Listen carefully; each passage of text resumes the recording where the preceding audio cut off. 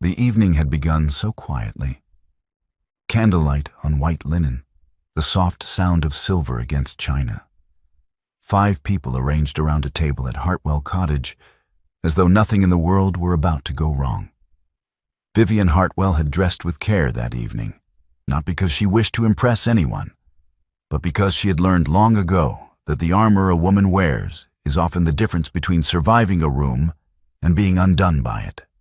She had sat across from Lord Nicholas Pembroke, her fiancé of 6 weeks, a man who had once spoken to her about a book he had read twice, a man whose unguarded warmth in a library had made her believe, very specifically, that something real was possible.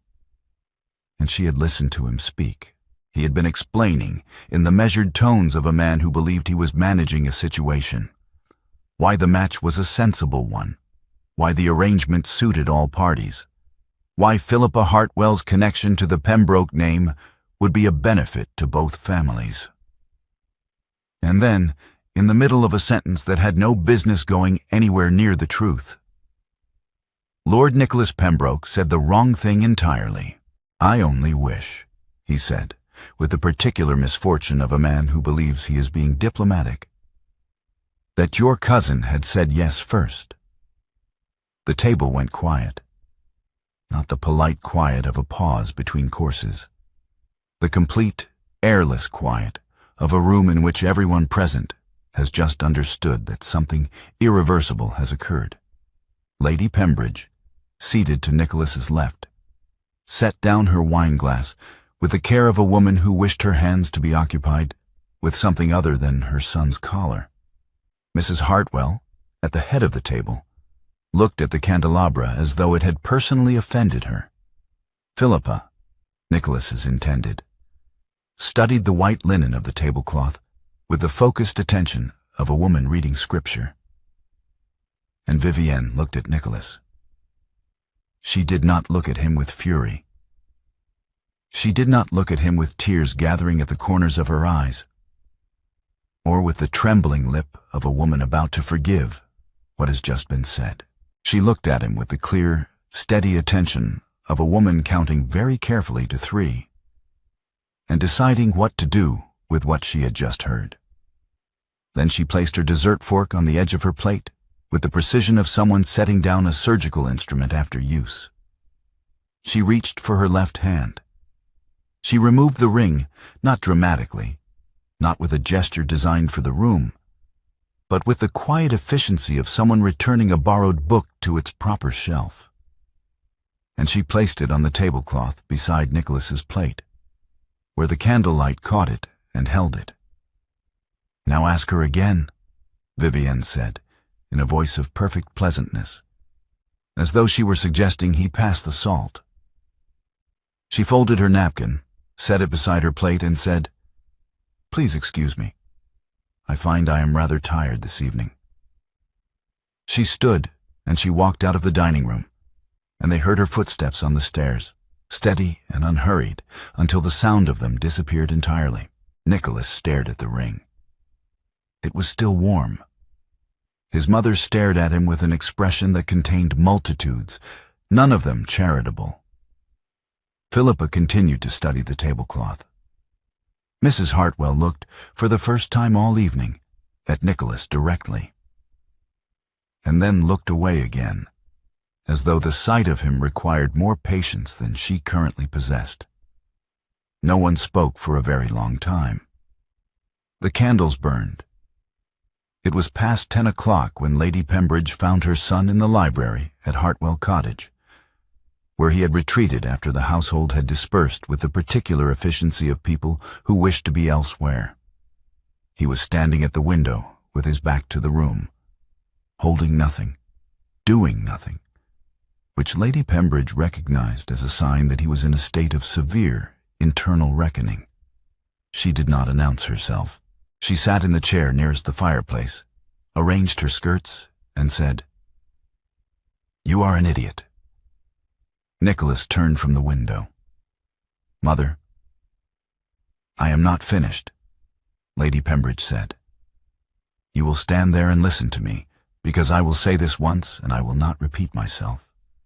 And if you interrupt, I will lose my patience entirely, and that will help neither of us." Nicholas closed his mouth. "The words themselves were bad enough," his mother said. "But the words are not the thing I am addressing. The words were simply the form the cowardice chose to take this evening.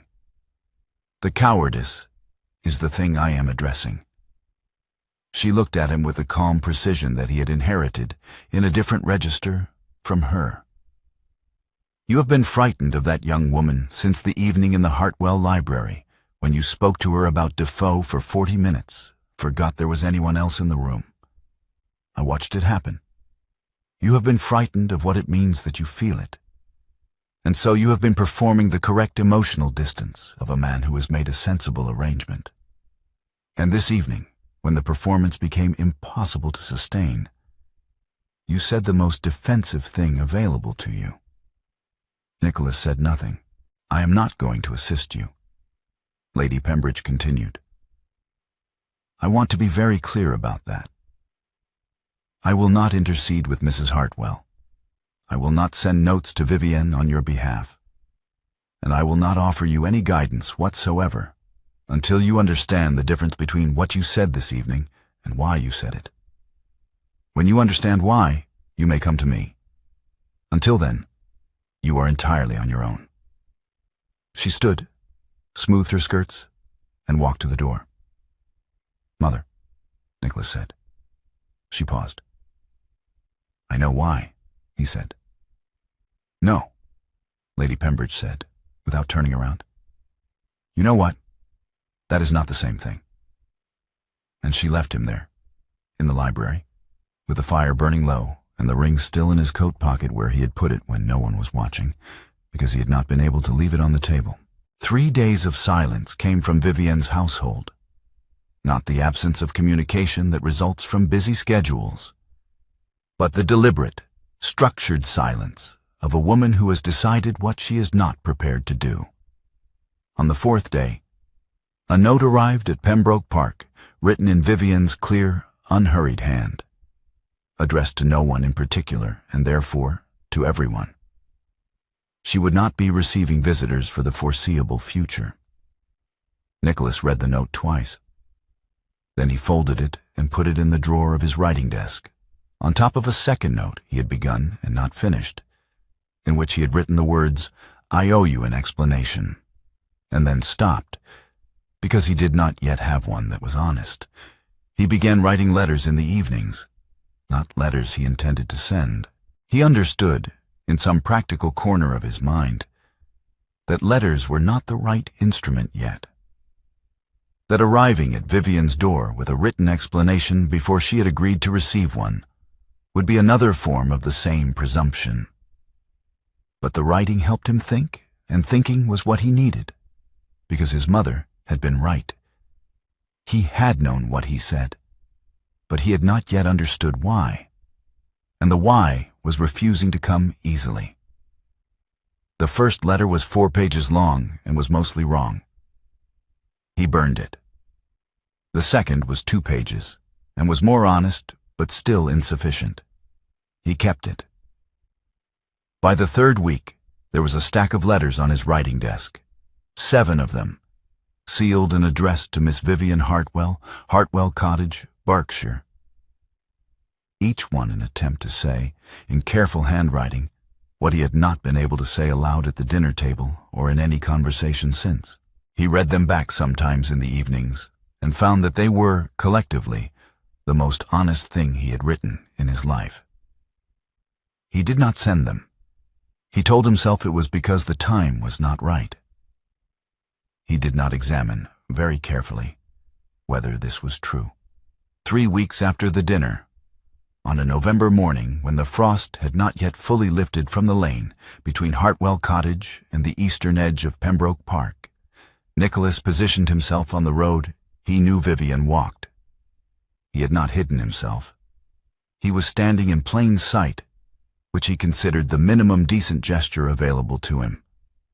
When Vivienne came around the bend in the lane, her coat buttoned to the collar against the cold, she stopped and looked at him. She did not pretend not to see him. She did not change direction. She waited. "I owe you an apology," Nicholas said. "Yes," Vivienne said. "You do." He had prepared for this moment. He had thought about it carefully, had constructed something that was genuine and specific, and not self-serving. He began to speak it, and he had managed perhaps 4 sentences when Vivienne raised one hand very slightly. Not dismissively, but with the precision of a woman who has decided to be efficient. "Lord Pembroke," she said, "I understand that you are sorry for what you said. I believe that you are. An apology, however, addresses what was said. I am considerably more interested in why it was said. Those are 2 different conversations, and I am not prepared to have the second one as a substitute for the first simply because the first is easier." Nicholas stopped. "Can you tell me why?" she asked. He stood in the frost-bright lane, and the honest answer was that he could not yet. Not in a form that was complete enough to be worth saying. He knew the shape of it.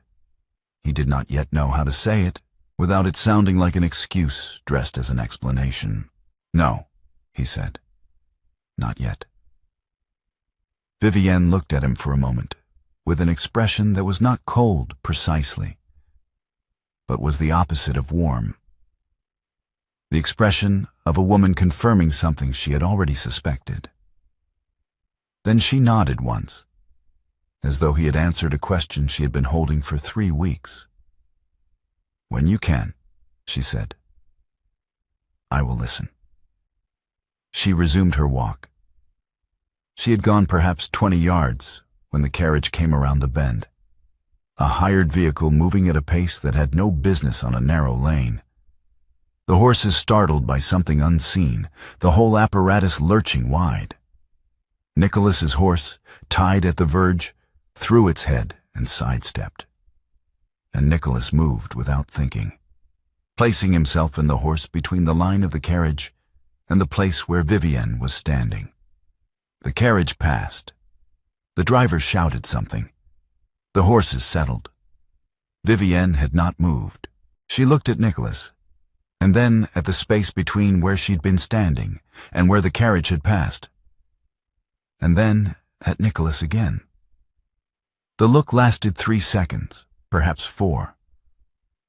It was not gratitude exactly.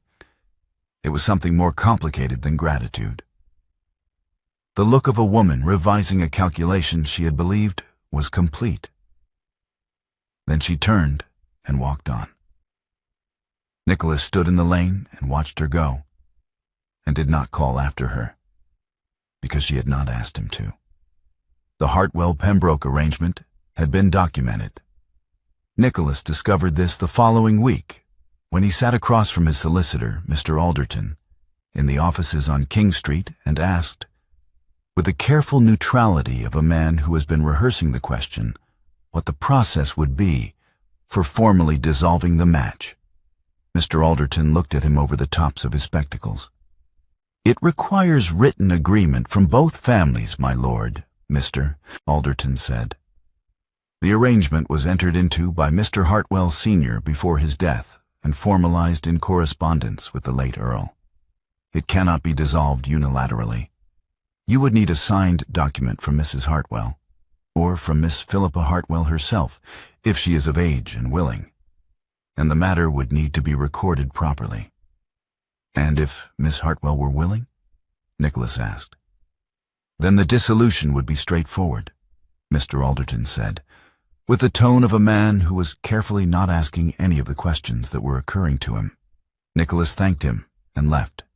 He wrote to Philippa that evening, a brief, honest note that asked nothing of her and explained only that he did not wish to continue an arrangement that served neither of them.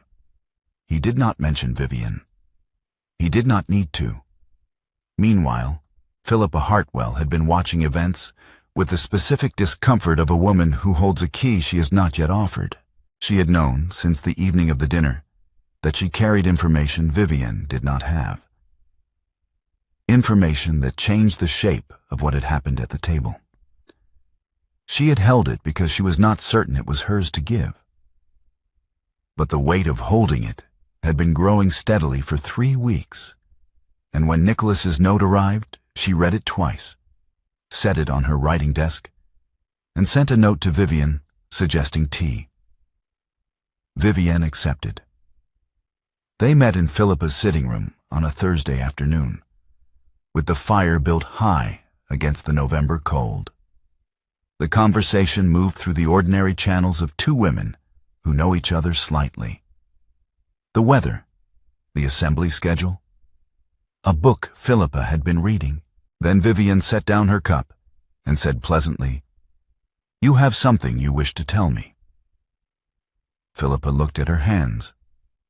"I am not certain I know how to begin." "Begin with what you know," Vivienne said. "The rest will follow." What happened then was not quite a confession and not quite a revelation, but something in between. A woman carefully setting down a weight she had been carrying in the wrong direction. Philippa spoke in careful sentences, choosing her words with the precision of someone who understands that the truth, said badly, can do as much damage as a lie. She said that she was aware the match had never been what it appeared. She said that she had been watching Vivienne since the dinner with something that was not quite guilt and not quite pity, but was uncomfortably close to both. She did not yet say everything, but her manner as she spoke, the way she paused before certain sentences, the way her eyes moved to the window rather than to Vivienne's face at particular moments, communicated clearly that what she was offering was not the whole of what she held. At one point, they both reached for the same chair back at the same moment. Vivienne rising to examine a book on the shelf behind it, Philippa standing to add coal to the fire. Their hands arrived at the wood simultaneously. Neither took hold. Neither moved away. They stood like that for 1 beat, 2 beats, 3. Not looking at each other, the small distance between their hands carrying the weight of everything that had not yet been said. And then Vivienne withdrew her hand, and Philippa moved to the coal scuttle, and neither of them mentioned it. When Vivienne left that afternoon, she walked home along the frost-bright lane with the knowledge that Philippa Hartwell was carrying something she had not yet offered. Something that sat behind every sentence she had spoken with the solidity of a fact waiting to be named. Vivienne did not know what it was. She knew with certainty that it existed, and that when it came, it would change something. She did not know yet what. The letters arrived on a Wednesday morning, delivered to Hartwell Cottage by Lady Pembroke herself, who handed the bundle to the housemaid without ceremony and left without asking to be received. There were 7 of them, unsealed, tied with a piece of brown string. Beneath the string was a note in Lady Pembroke's handwriting that said only, "I believe these belong with their intended reader." Vivienne took them to her desk. She read them in order, which was the only sensible way to read anything. The first was dated 3 days after the dinner, the last was dated the previous week. Each one was written in Nicholas Pembroke's careful, even hand, the hand of a man who was considerably better at writing than speaking, which she had known since the evening in the Hartwell library, when he had quoted Defoe from memory and then apologized for it, as though quoting literature were a social imposition. The letters said things he had not said aloud. They said them specifically, without ornament, in the language of a man who had spent 3 months writing in the evenings and burning the drafts that were insufficient and keeping the ones that were honest. They described, in accumulated detail across 7 letters, why the evening in the library had been the beginning of something he had not known how to manage. They described the specific moment, a Tuesday in August, a conversation about whether a novel could be both funny and true, when he had understood that he was in considerably more difficulty than he had admitted to himself. They described what he had felt at the dinner table when the ring came off his finger.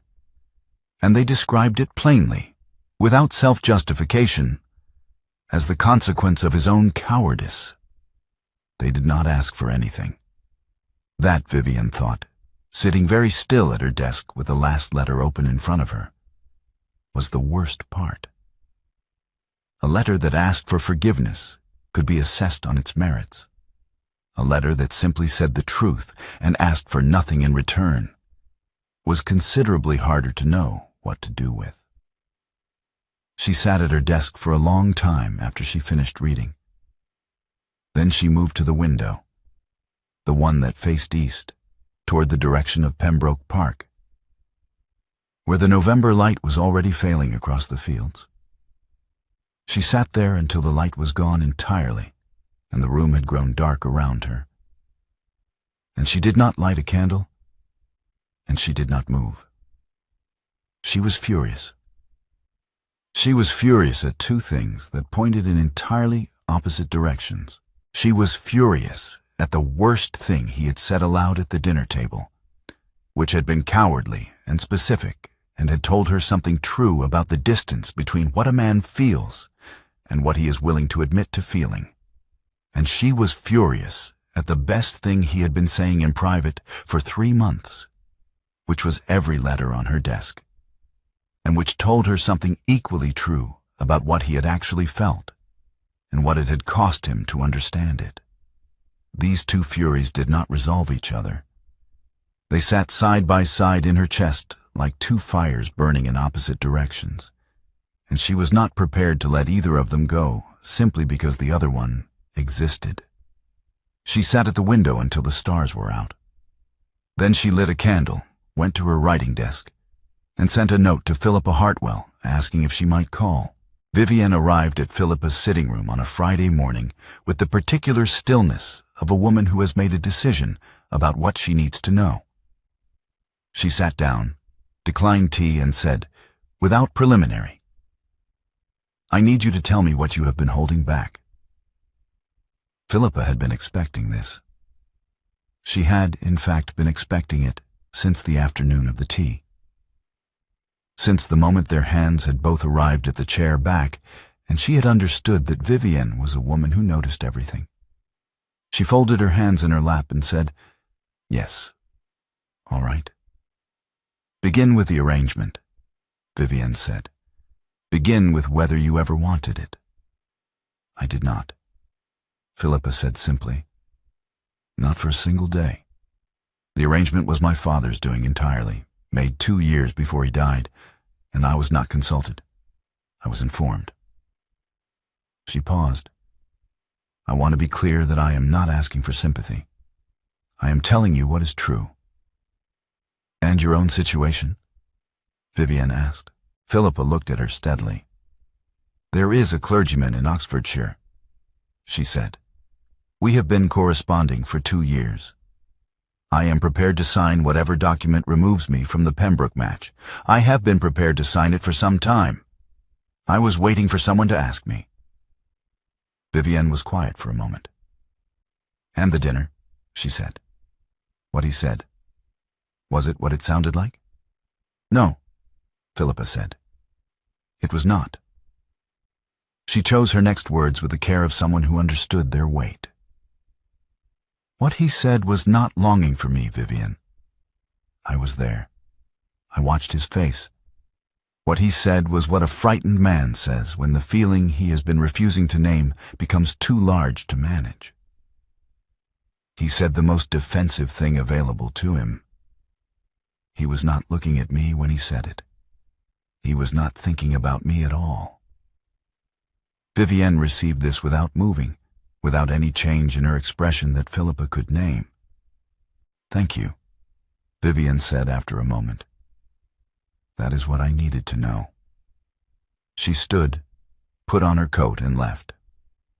The lane outside was bright with cold and clear, the November sky the particular pale blue that belongs to mornings when the light has no warmth in it. Vivienne walked with her hands in her coat pockets and her eyes on the road ahead. And she had been walking for perhaps 10 minutes when she became aware that someone had fallen into step beside her. She did not look at him immediately. They walked in silence for a long time, long enough that the cottage fell behind them and the lane opened out toward the fields, long enough that the silence had moved past awkward into something else entirely. Then Vivienne stopped. She did not look at him when she asked the question. She looked at the road ahead, at the frost on the verge, at the pale sky above the elms. "The letters," she said. "Did they mean what they said?" Nicholas was quiet for one breath. "2. "Yes," he said. Vivienne turned. She kissed him, brief, decided, unapologetic, the kiss of a woman who has made a calculation and acted on it with full knowledge of what she is doing.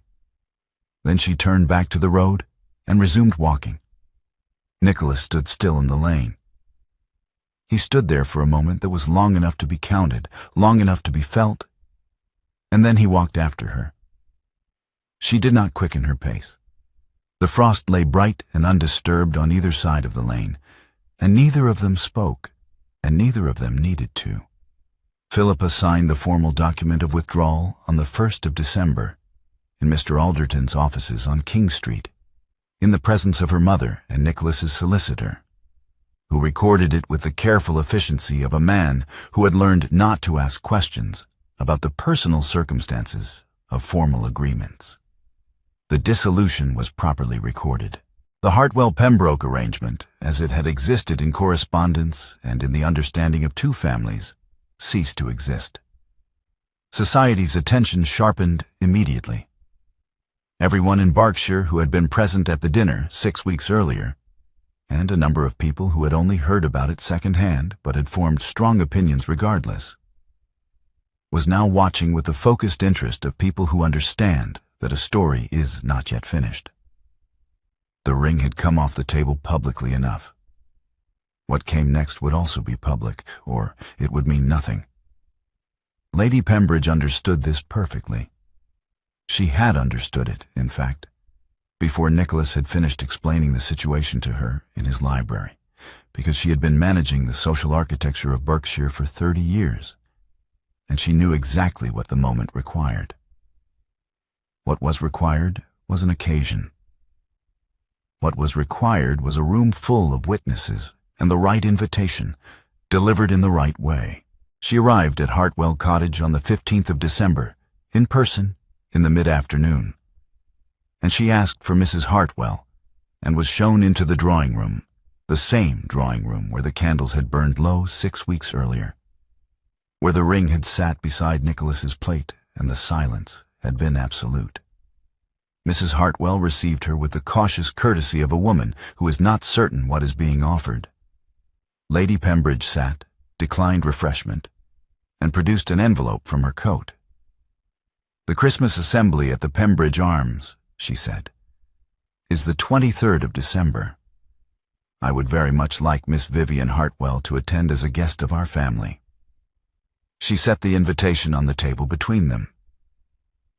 "I am delivering this myself, Mrs. Hartwell, because I wished there to be no ambiguity about what it represents." Vivienne had come downstairs during the visit, and she stood now in the doorway of the drawing room. Lady Pembroke looked at her directly. She looked. "Miss Hartwell," she said. Vivienne crossed the room, picked up the invitation, and read it.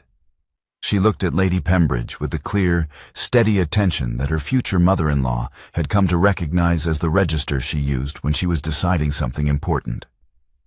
"Thank you," Vivienne said. "I will attend." Lady Pembroke nodded once, stood, and took her leave with the efficiency of a woman who has accomplished what she came to accomplish. When the door had closed behind her, Mrs. Hartwell looked at her daughter with an expression that contained equal parts relief and apprehension. "Vivienne," she said. "I know, Mama," Vivienne said. She set the invitation on the mantelpiece and looked at it for a moment. "I know exactly what it means. That is why I said yes." The Pembridge Arms Assembly Room on the 23rd of December was everything a Berkshire Christmas assembly was supposed to be. The fire built high against the cold outside, the candles multiplied along the walls, the fiddles tuned and playing, the assembled population of the county arranged in the particular social geometry of a room where everyone knows everyone and everyone is watching everyone. The air smelled of pine boughs and warm punch and the particular anticipation of people who have been waiting for something to happen. They had all been there 6 weeks ago. They had not been there, most of them, at the Hartwell dinner table. But the story had traveled as stories do in Berkshire, with speed and precision, and there was not a person in the room who did not know about the ring. Vivienne arrived with her mother and stood near the east wall, wearing a deep blue dress that she had chosen with the same deliberate care with which she chose all armor. She was speaking to Mrs. Alderton when she became aware that the room had shifted slightly. The particular shift of a room in which people have begun paying attention to something specific. She did not turn immediately. When she did, Nicholas Pembroke was crossing the room toward her. He was not performing anything. That was the first thing she noticed. The absence of the social composure he usually wore in public.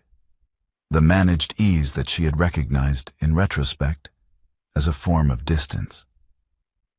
He was not wearing that now. He walked across the assembly room with the directness of a man who has decided something and is following through. And the room, which had been watching, went very quiet. He stopped in front of her. He did not attempt wit. He did not attempt the polished social ease of a man who is managing a situation. He reached into his breast pocket, and for one moment she thought he was reaching for the ring. But what he produced was a folded document, which he held briefly and then returned to his pocket, because it was not for the room. It was for her, and she would see it later, and he needed her to know it existed. Then he spoke. "I wanted you from the beginning," Nicholas said. His voice was plain and even, the voice of a man who has stopped performing and started speaking. "From the evening in the library, when you told me that a novel could be both funny and true, and I realized I had never considered the question properly before. I wanted you, and I was frightened of it. And I said the most cowardly and foolish thing I have ever said in my life at your mother's dinner table. I have spent 3 months understanding why I said it. And I have spent 3 months doing what I should have done the day after I said it. And I am standing here in front of everyone who watched you take that ring off the table, because I wanted the asking to happen in the same room as the damage." He paused. "I am asking you now." The room was very still. Vivienne looked at him. She looked at him with the expression that his solicitor, who was, in fact, present, and had taken a small, involuntary step backward when Nicholas began speaking, had privately described as the most unnerving look he had encountered in 30 years of legal practice. The cold, precise, measuring look of a woman who is deciding something with full information and no sentimentality. It lasted long enough that Mrs. Hartwell, standing 6 feet away, held her breath. Then Vivienne said, "You had better not make me regret it." She gave him her hand. The room exhaled. Someone near the fireplace began to clap, and then several people joined them, and the fiddles resumed, and the ordinary noise of an assembly room reasserted itself around them. But none of that was the thing that mattered. What mattered was her hand in his, and the fact that she had not looked away. They came back to Hartwell Cottage late that evening, Vivienne and her mother, and Nicholas, who had been invited by Mrs. Hartwell with the quiet warmth of a woman who had been hoping for this outcome for considerably longer than she had admitted. The drawing-room fire had been banked low by the housemaid before they left. and someone had brought in fresh candles.